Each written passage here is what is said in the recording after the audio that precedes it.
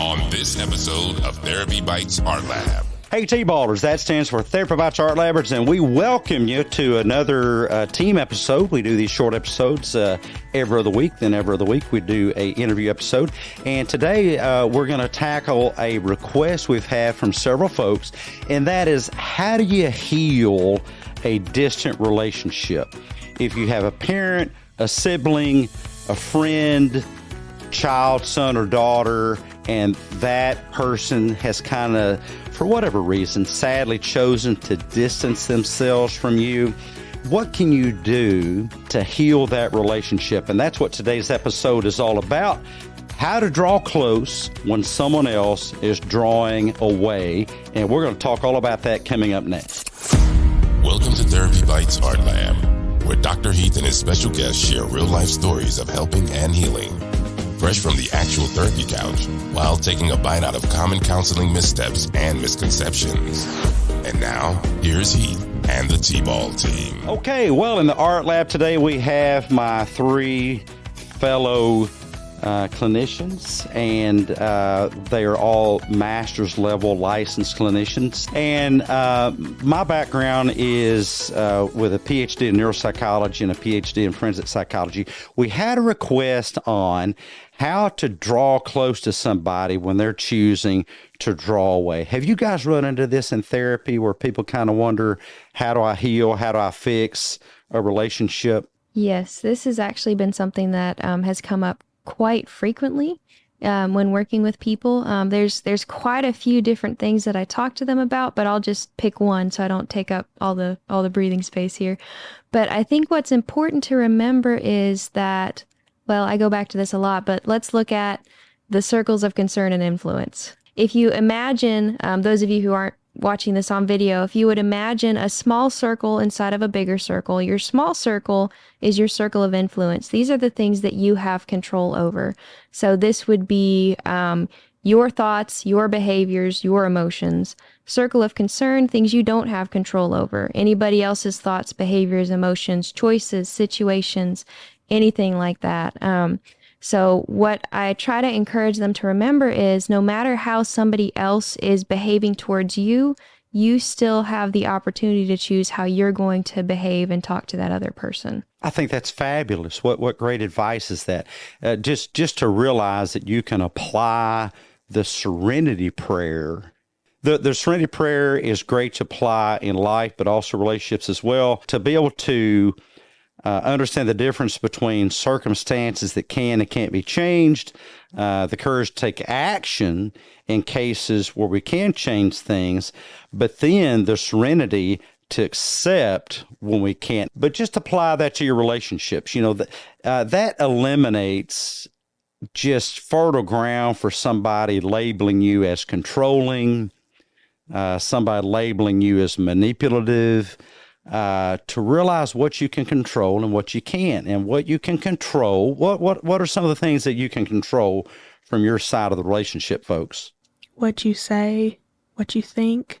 First, what you think. Yes, what you think does dictate what you say. Words only come from one place, and that's not your mouth first, but your brain. Words come from your brain to your mouth, and that's the control you have over those. What you say, that's great. What else? Your behavior, the things that you do.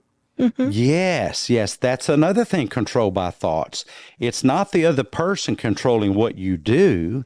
It's you deciding your thoughts, and then your thoughts decide your behavior. The question is, in which direction are you going to take those behaviors?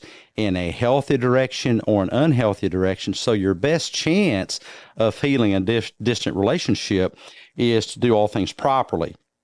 And that means making sure that your behavior is nutritious behavior. Think of behavior as nutrition for relationships.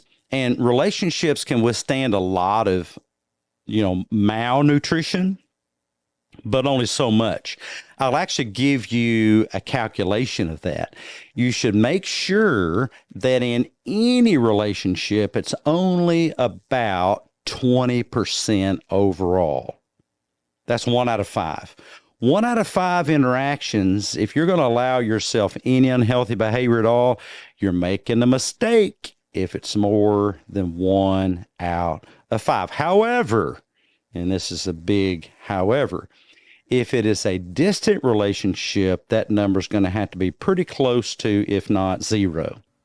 Mm-hmm. I mean, why would you expect somebody to draw close to you when you're allowing yourself permission to engage in unhealthy behavior, which further causes canker sores in that relationship? That's just unwise. I think a big part of that I've noticed in working with people is there's a lot of mind reading. So they think they know exactly why the relationship is becoming more distant, and they think they know exactly what the other person is thinking, and that affects the way that they talk and behave towards that person. So they almost start going on the defensive, but they really don't know exactly why it's happening, and there's no way to know exactly what that person is thinking unless you ask them. But yet, even if you ask them, it is still their choice whether they talk to you or not. Mm-hmm. That's true. I think another element too is patience.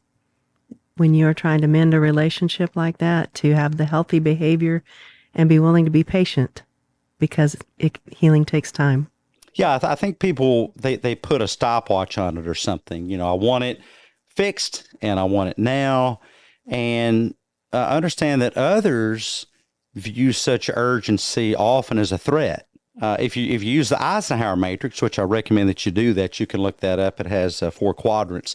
And putting a relationship in quadrant 1, which I call firefighting, you know, it's both urgent and important, often results in the other person viewing what's going on as a threat to them. I would put it in quadrant 2, which is not urgent, but it's important. Now, why is that important? It's important because it's got to be like running a race with somebody when you might prefer to run faster than them. You'll just outrun them and leave them behind. Slow your roll, slow your pace, and run at their speed, not your own. The timetable is theirs to set, not yours to set. I think another big thing is, especially if words have been said or behaviors have been behaved that aren't healthy, a big thing can be forgiveness on your part, because forgiving them doesn't mean you're excusing if there has been like unhealthy behaviors on either side. Forgiving them doesn't mean that you're excusing their behavior, and they're the ones that are in charge of their behavior. You can't control what they're doing. You can only control your thoughts and what you do. But through forgiving them, you're opening that door to where you aren't harboring any ill will or grievances or bad thoughts or unhealthy thoughts towards them. It's kind of like you're cleaning the slate to where you're not having those like bitterness or ill will towards them. Instead, you can maybe start with almost like a clean slate for building that relationship back up through forgiving them. The Therapy Bites podcast is HIPAA compliant. No identifying patient information will be disclosed by Therapy Bites podcast hosts or Therapy Bites podcast guests without permission from patients or guardians. All personal stories are de-identified in order to comply with HIPAA, the NASW Code of Ethics, and the ethical principles of psychologists and Code of Conduct. Fresh from the therapy couch and from the deep dark recesses, stories may involve exploding preconceived notions and topics uncomfortable to underthinkers and small farm animals. Audience discretion and duct taping your head for safety is advised. Concrete-headed Kool-Aid drinking humans assume all risks associated with any possibility of choking to death on the accurate, realistic thoughts presented in the art lab. This is natural selection, and Therapy Bites podcast management and hosts are not responsible. Welcome to this episode of Fresh from the Therapy Couch, where we share stories of hurting, helping, and healing. Real-life stories from real-life humans, hoping their message can be a message you'll use to improve your own lives and possibly maneuver around the mistakes they made. I often have coaching clients telling me they gotta move to some distant, magical city or location, as their problems here won't follow them there, wherever there is. It's easy to fall into the trap of thinking that success is anywhere but here. Even one of my favorite authors expertly placed one of my favorite characters, a certain wizard, played by one of my favorite actors, an old English chap named McKellen, in a scene about finding adventure out there. Well, let's go back a few thousand years and remember what Socrates asked. How can you wander your travels do you no good when you carry yourself around with you? I think that's where Neil Gaiman got the quote from his Graveyard book, wherever you go, you take yourself with you. The common go, go, go teaching keeps us from learning the value of staying put, being still, and being in the moment. Scripture says we are created in the image of God, and God is an omnipresent being, meaning that God is everywhere at once, which is another way of saying He's always in the same spot. Just think about it. God never goes anywhere because He's already there. And we can learn a bit from that and improve our other relationships by just being present and being still. T-ballers, take a tip from your favorite shade tree, plant yourself in your relationships, and just be available. You're listening to Therapy Bites Art Lab, bite-sized therapy for your brain with Dr. Heath and the T-Ball team. The best advice on the net. No copay required. For full show notes and transcript of today's episode, go to therapybites.podbean.com. Here's Heath and the T-Ball team. And you know, Heather, I think that's so important because understand, everybody, what you're doing if you have ill will and bitterness should indicate to you that you're viewing them or their behavior as a threat to you. It's going to be really hard to draw close to somebody if you're telling yourself, or at least draw close to them effectively in a healthy way, if you're telling yourself that they're a threat to you.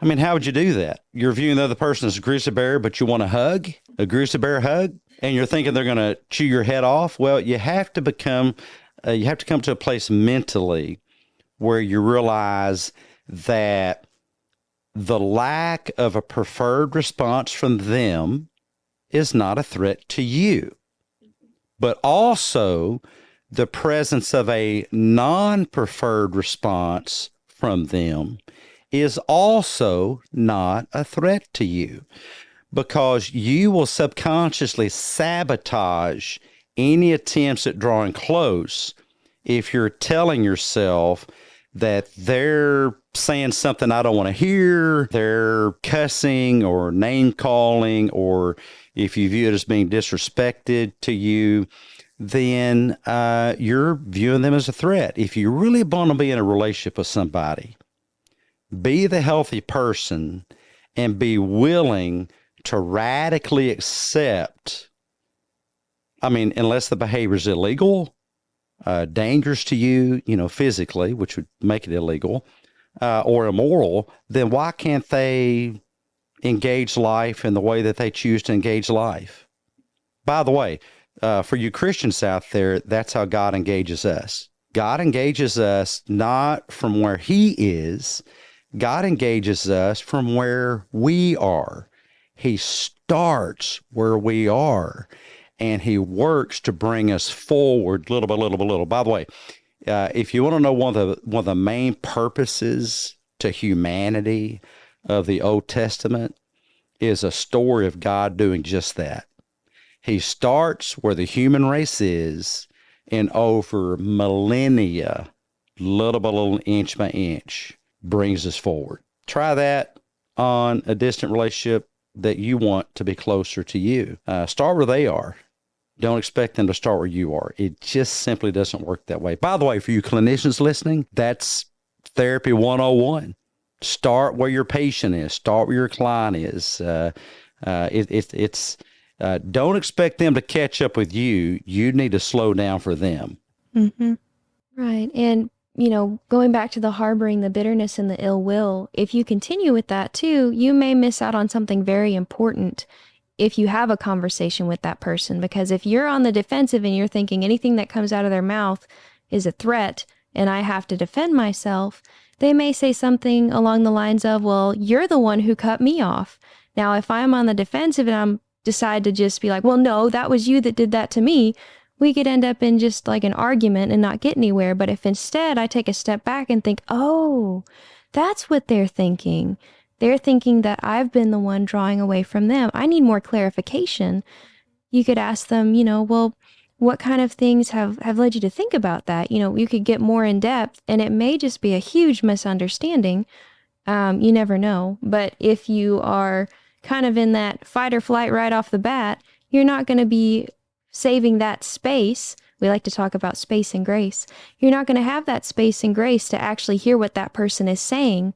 And you could miss out on a wonderful opportunity for reconciliation, or at least a step in the right direction. Well, that brings up a good point about perception too, because while you're thinking, and possibly we talked a little bit earlier about mind reading, that you're mind reading their situation and what they're doing wrong and what they're drawing away, they could be doing the exact same thing to you and you not realize it. But until that communication comes together and you're willing to sit there and not just hear what they're saying, but actively listen to what they say, then that misunderstanding may not be able to be resolved. Yeah, human communication, contrary to what you might see in social media and what you might hear in social media. And by the way, it's just terrible on Reddit. I've never seen so much psychologically inaccurate information, just misinformation, than on Reddit. And if you try to bring accurate information, oh my goodness, you would think that you called someone's mother a nasty name or something, because they don't want accurate information. They just want to sit around and demonize people, which is something that you need to be careful that you do in your mind about the person you're trying to grow close to. You can create a disgust response toward anybody or anything by how you decide to think of that person or situations with them. And so decide what to think about them. Put them on a pedestal in your mind and target your thoughts on that type of thinking instead of sabotaging your thoughts and creating disgust toward that person. Human communication is engineered to be messy. Think of human communication as like disking up a field of a farmer. How do you plant something on hard ground? Well, it's messy disking it up. It's dirty work, but you can grow something really, really healthy in the soil once it's been broken up. And think of that as communication. Don't expect communication to be really, really easy. And the other thing I'll say before we start to wind up here is in the space that Heather just talked about, use that space to do this. And those of you listening can't see, but I'm breathing.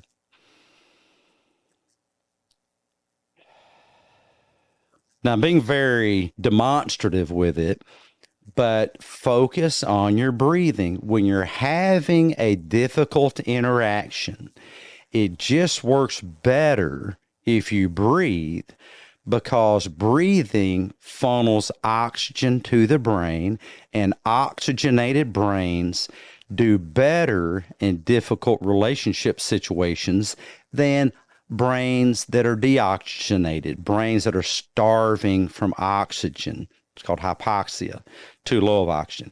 And breathe. Be very intentional. And by the way, I know it's not a very attractive term, but pot belly breathing. Imagine your belly as a pot. Look, we're not talking about being on the cover of Vogue or Glamour magazine here. We're talking about healing a relationship. So turn your belly into a pot, let it expand fully, and you can add oxygen to the relationship the same way that you're adding healing oxygen to your brain and vice versa. Thank you guys for joining us today. Share this out to somebody struggling in their relationship. If you have questions, we love to hear from our listeners and our viewers. Pop it in the chat. You can also send us a postcard. We put up that address on our Tuesday and Thursday evening Question and Question podcast, that live stream at 7 p.m. U.S. Chicago time. That's Central Standard Time. Or you can just send us an email to therapybites@yahoo.com. therapybites@yahoo.com. That is therapybites@yahoo.com. Join us next time. Have a great week. Take care of those relationships. Bye. Thanks so much for being with us today. If we brought value to your day, show us some love by leaving your positive feedback and inviting some friends to listen in. And join the T-Ball team.